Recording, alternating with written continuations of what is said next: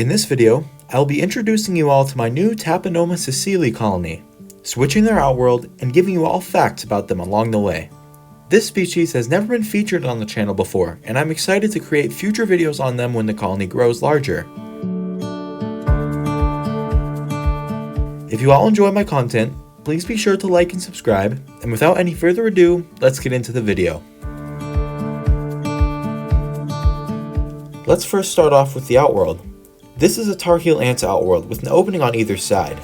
It has a lid that pops off to allow access into the outworld easier, and it also has a magnetic lid for feeding the colony. There is no problem with this outworld, and it has served me really well. But I'm moving them out of this one because I have another purpose for it for a different colony. And what I'm moving this colony in this video will serve them better in the long term. Let's first start off with some facts on this species. They are polygynous, which means that they can have multiple queens present in a colony. My colony, however, only has one queen, which you will see in a minute. This species also sprays formic acid, like a lot of my other species, and reminds me a lot of Lasius neoniger, because their behavior and looks are very similar. Here is the colony.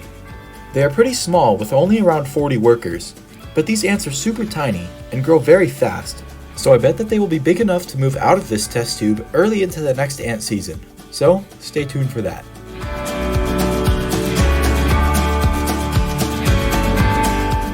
Here is the new setup I will be moving the colony into. You can see that it is an outworld with a small nest inside of it. This nest is called an inception chamber, which you can find at Tarheel Ants in the description. This colony is too small to move into this chamber at the moment, but when they are ready they will be able to move right into the nest. This outworld features a removable lid, as well as the nest, which also features a removable lid with magnets that allow access to the nest for cleaning purposes.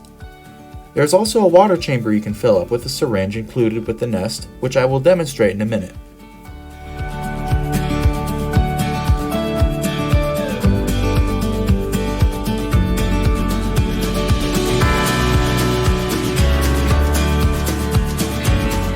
Here I am using Fluon to coat the edges of the outworld, which acts as a slippery surface and helps prevent the ants from climbing out when the top is open.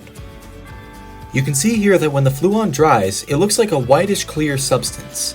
This can last a very long time depending on the species and how often your ants try to escape the barrier, but regardless, it acts as a very good barrier that you don't need to replace very often.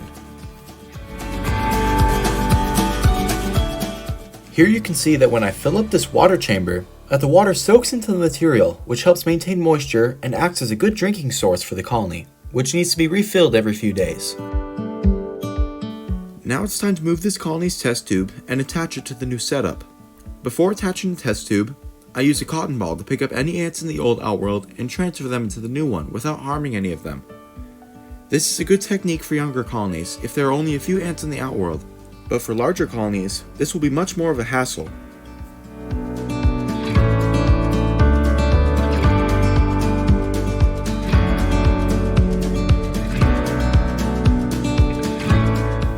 After doing that, you can see a few of the ants in the new outworld checking it out.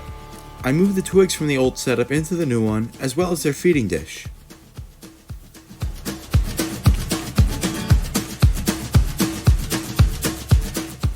Even though Tapinoma aren't my favorite ant species, I still do think that they are very nice ant species to keep, being very beginner friendly.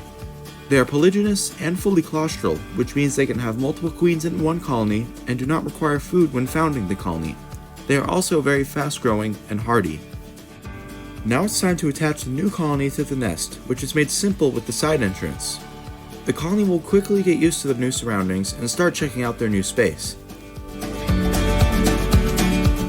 I have also seen some of the ants check out the inside of the new nest, but as expected, they want no part of moving in just yet.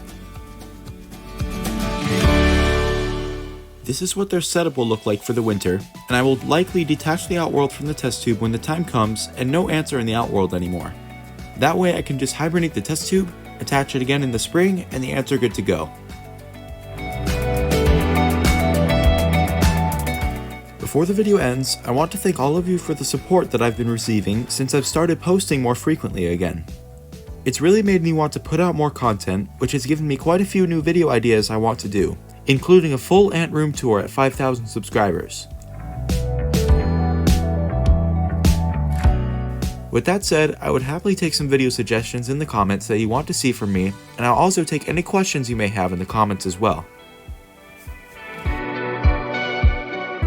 I hope that you all enjoyed this video and found it to be useful, and if you did, please hit the like button and subscribe if you want to see more of me. Be sure to check out Tarheel Ants in the description, even though I'm not sponsored by them. I wish all of your colonies luck, and keep a lookout for Tapinoma and other ant queens. Thanks for watching, and I will see all of you next Sunday. Peace. For sticking around this long, here's a funny blooper I got editing this video. You can see when I fill up this water chamber that the ants soak into the material.